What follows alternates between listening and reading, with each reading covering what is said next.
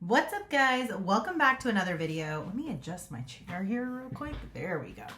Ooh, your girl was sitting low, let me tell you. My name is Jaya, for those of you that don't know. Welcome to the channel. I basically put out videos that are all bookish related content here in this little corner of the internet.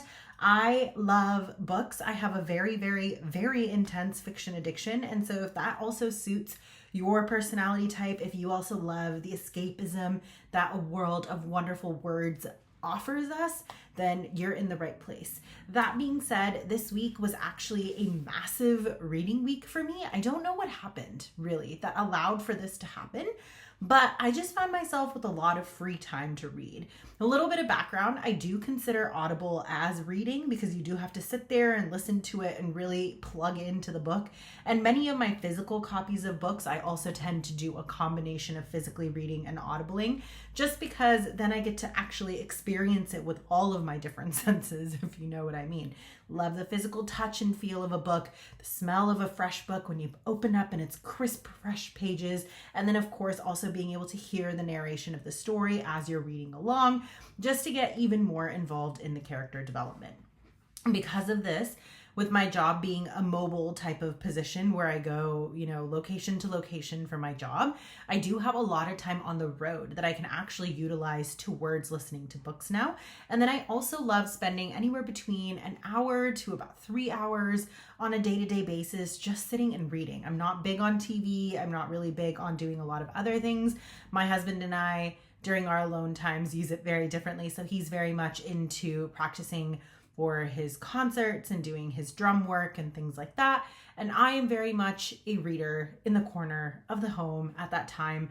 Also, we do love taking our walks together and our board games, and I do a little spritz of that on this channel as well with some travel vlogs as well. So if any of those things sound like it's up your alley, then that's basically what we're doing on this channel. And this week, like I said, the books that I chose to read for this month are very light, fluffy books is what I like to say. They don't require too much intensity or too much thinking, which has been great for me.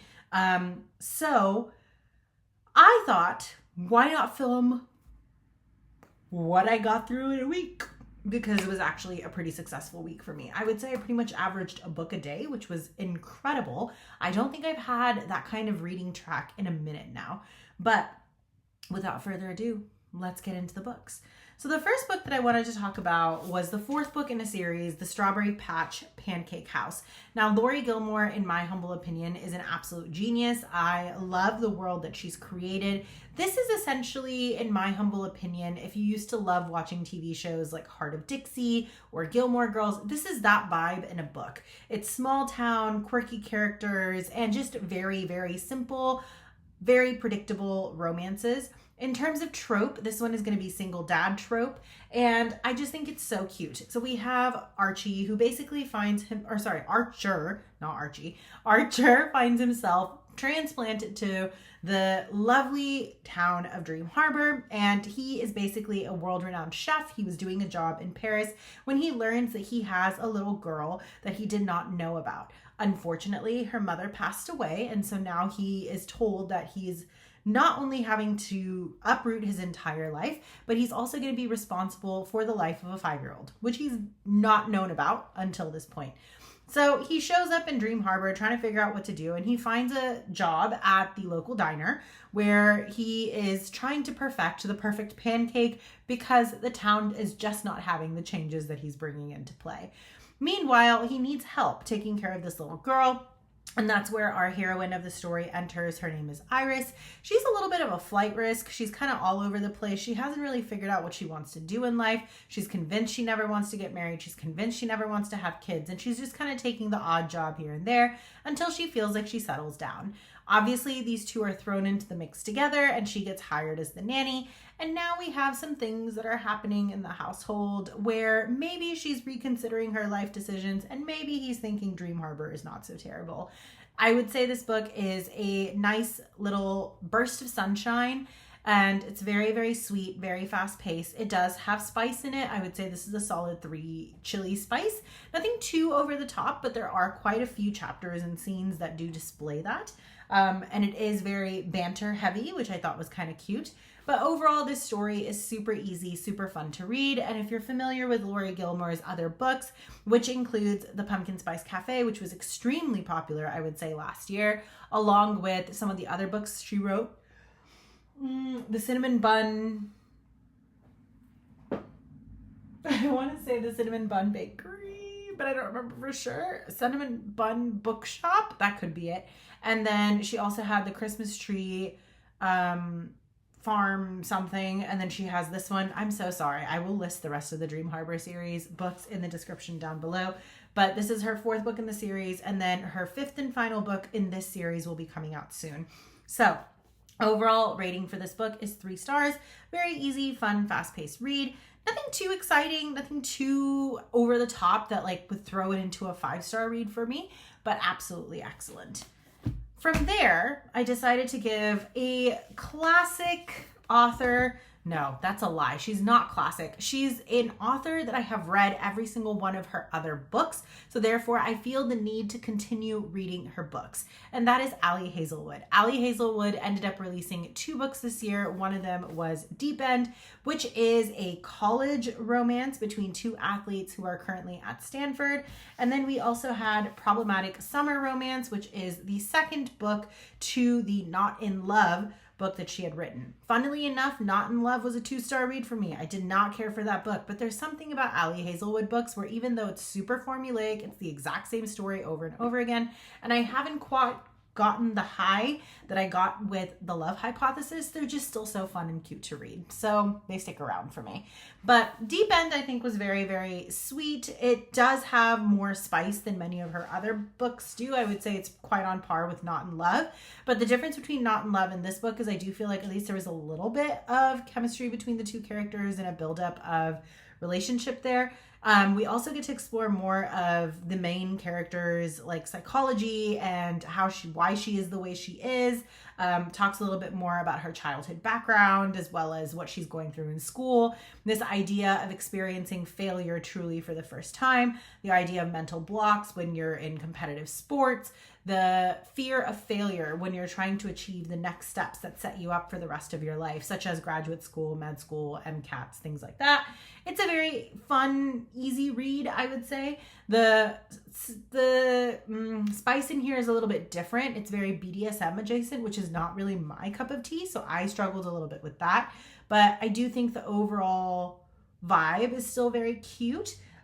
Deep End for me, I think was a solid like 2.75 stars. It's not quite a 3 for me. It's not amazing, but it was cute. It was easy to read. And like I said, like it's a 1-day read. This was also a fully physical read for me. So I don't know if the Audible on this one is good or not, but that's where I'm kind of sitting with this one. A little bit more background on this. So basically this is a story about a female who is currently going to Stanford. She wants to be a doctor, so she's in the medical tract. And then on top of that, she is also a competitive diver on track to be part of the Olympic team. She happens to become friends with one of the other divers on her swim team and finds out that she's breaking up with her boyfriend because they have differing preferences.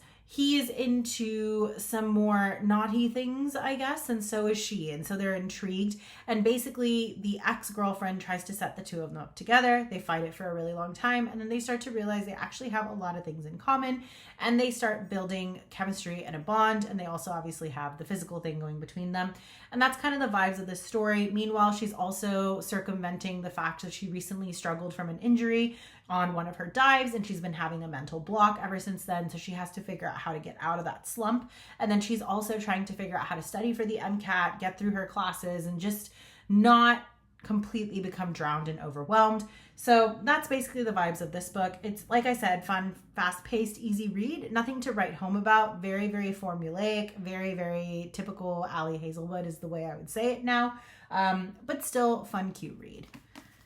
Then we had Problematic Summer Romance. This is an age gap romance, basically following the story of Maya, who is the younger sister of Eli Kilgore, who was the main character in Not in Love, and Connor Harkness, who happens to be Eli's best friend and also 38. Maya's 23. So that's your age gap that's happening.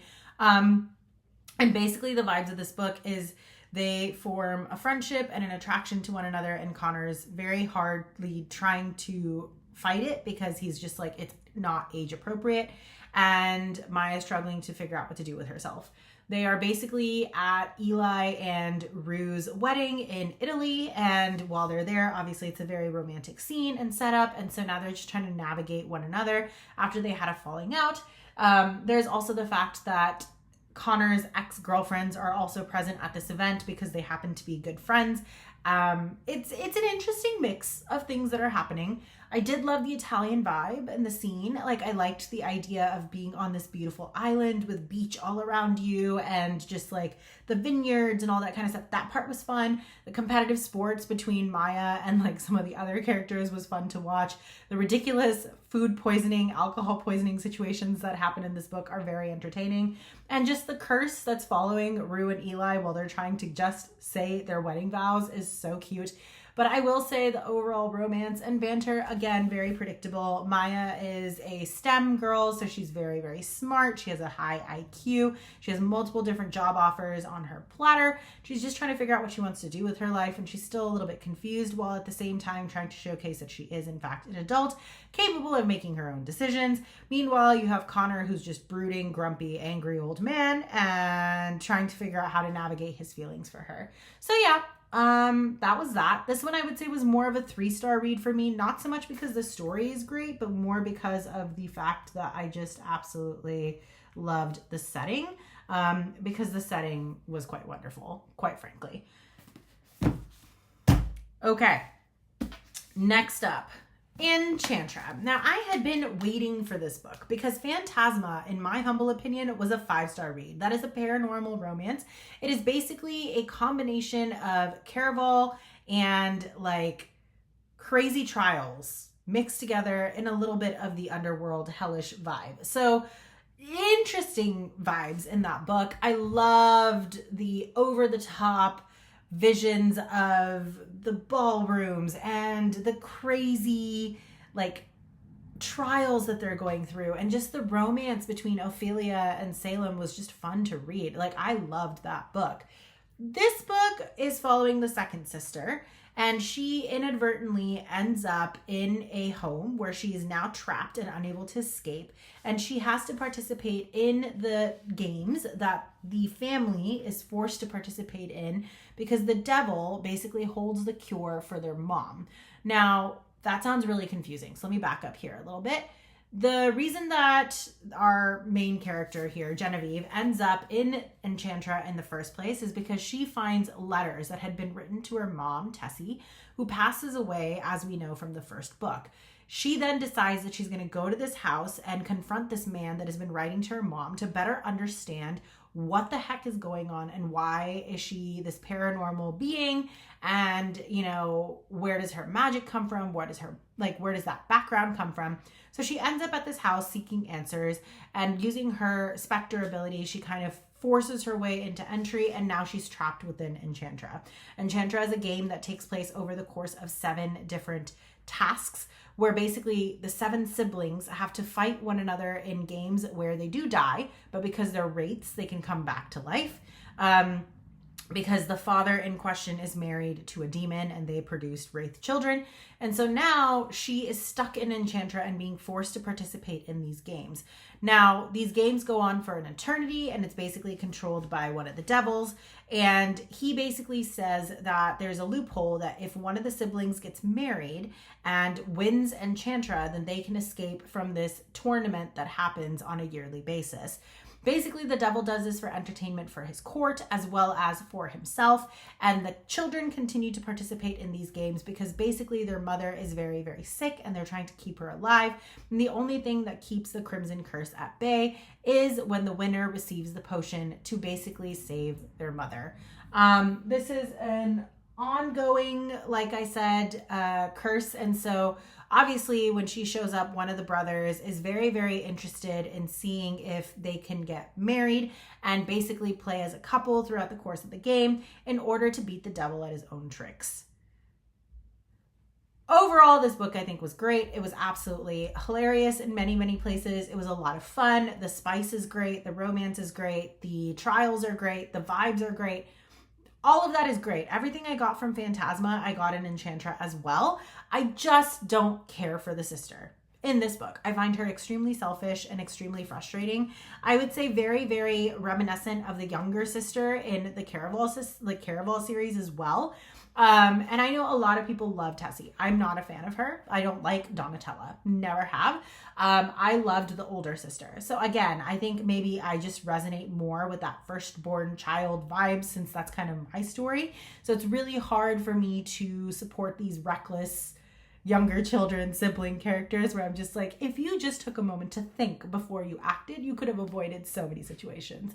But if you want a feisty character who is out on her own to figure out her answers and basically wants to prove something to the world, and also along this process discovers what's amazing about herself outside of just her physical looks, but that as a person, she's amazing as well, and she finds the love of her life, then this is a great book for you. I still loved this book. I'm not saying I didn't. It just wasn't a 5-star for me. This was a solid 4-star read, but I definitely see myself reading every single book that Kaylie Smith puts out.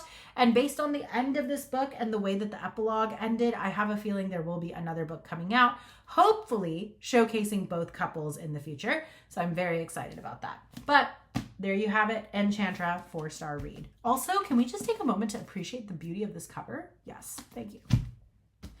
Next up, I read First Time Caller by B.K. Borison. This was adorable. This is like very Sleepless in Seattle vibes, and I just absolutely adored it. Essentially, what's happening is there's a young girl who calls into the radio station and talks to the radio host and says, hey, my mom needs to find a man.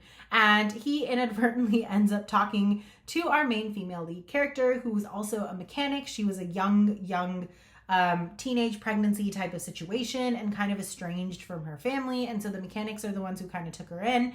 And she still has a very, very good connection with her daughter's birth father, who also happens to be bi. And so he's happily married to his husband, and she absolutely adores her little eclectic family that she has. But all three of them, the daughter and the husband and the ex, are all interested in just seeing her happy. So they're all on board when she basically calls into this radio station, and the episode airs so beautifully that the radio station decides to call her onto the show and basically says, hey, have a chat online, let everyone in town hear you, and let's see if we can find you your perfect match. So basically, she and the host, who is, of course, our main male character, end up developing chemistry and slowly fall for each other throughout the course of the show. But of course, she has to go through her crazy dates and her crazy setups along the way, and they have to figure out how to communicate with one another, that they care about one another as well. Now, both of these characters obviously have their own traumas and things in their background that can affect this relationship, so they also have to navigate that. Overall, very sweet book, very cute, very, very, very loving and romantic, easy, predictable, fun, and would definitely recommend. I gave this book a 4-star read, and I strongly recommend for anyone who's just looking for a fun, happy vibe. B.K. Borison's First Time Caller is a great place to start. Last but not least, I actually have the book that we read for one of my book clubs, P&G Book Club. This book is called The Club. It was pretty good, I would say. But the only thing is, it had a lot that was happening inside of it. So essentially, let's talk a little bit about this book. Oops.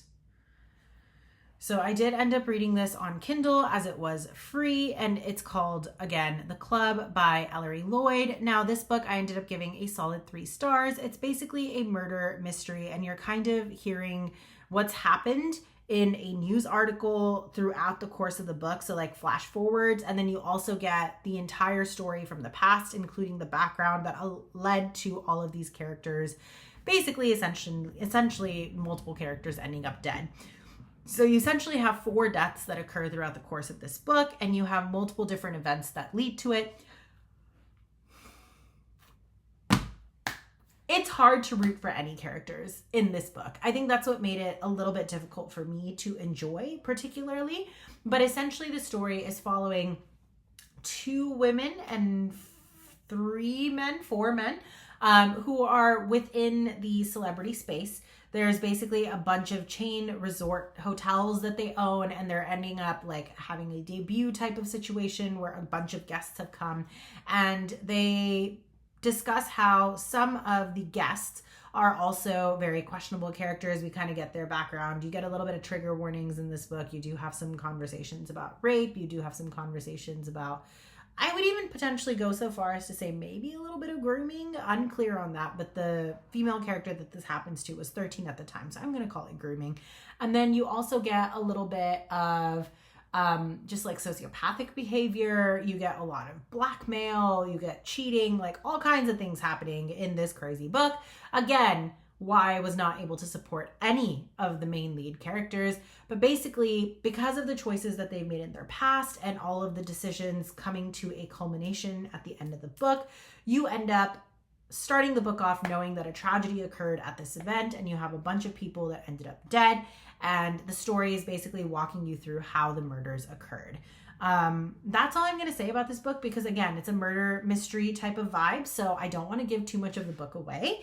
But I would say I was very irritated by most of the characters for most of this book, and while the storyline itself was interesting, I do think at the end it just got a little too overwhelming with the number of murders that were happening, the rate at which it happened, and then just how quickly everything intersected and kind of went out of whack. I just felt like it was a little unbelievable. And so for me, that was a struggle. So I would say I gave this book about a 2.85 to 3. It's still a fun read. It's still enjoyable. It's still fast paced. It just, I think after a certain point got a little over the top for me, which is why it's not quite that 100% mark, and not even quite that 4-star mark. But I do think it's still a very enjoyable read. This book has almost no spice in it in specific, but it does allude to spicy things and spicy scenes. And like I said, there are some trigger warnings in this book, so just consider those if you are interested in reading it. But I think overall, in terms of discussion, this book is great. It talks about so many societal commentary moments, and it talks so much about this world of glamour that we redact in our head in terms of some of the more unfortunate things that may be happening in the background, that I do think it definitely allows a platform to have a conversation about. So I'm very much looking forward to the discussion that we'll be having around this book in book club. But do I say that I love this book in and of itself? No. But did I hate it? No. And that basically brings me to a wrap. So essentially in this haul of books, we had 4 3-star reads and 2 4-star reads. And I think overall it was a great week. So stay in tune, and I will definitely be coming back at you guys with another video soon. For those of you that are new here, welcome again. Once again, my name is Jaya. I put out video content about books and mostly book related things with a little smattering of randomness here and there every Wednesday and Sunday, and we would love to have you as a part of our Bookish Addicted community. And if that sounds like it's up your alley, definitely consider hitting that subscribe button and that notification bell. Once again, I would love to have you back. And for those of you who have been here since the beginning, those of you who have decided to be a part of this bookish community, I cannot thank you enough. It means the world to me. It truly does. I know I say the kind of same thing in every video, but like truly, it's so cool to be able to know that there's other people out there who love reading as much as I do. And it's just been such a blessing to be able to talk about books with other people that have that interest. So I will once again say to new and old, please leave your comments below. Please let me know if there's anything else you want me to read. Let me know your thoughts on all of these books, because I genuinely love the conversation. I think that's one of the best parts of reading, is that every book hits every single person in a different way. And I absolutely adore that. That being said, once again, thank you so much for your support and for being here. And for all of you guys, wherever you are, whether it's morning, evening, or night, I hope you have a wonderful rest of your day. And I can't wait to talk books with you guys again soon. Bye.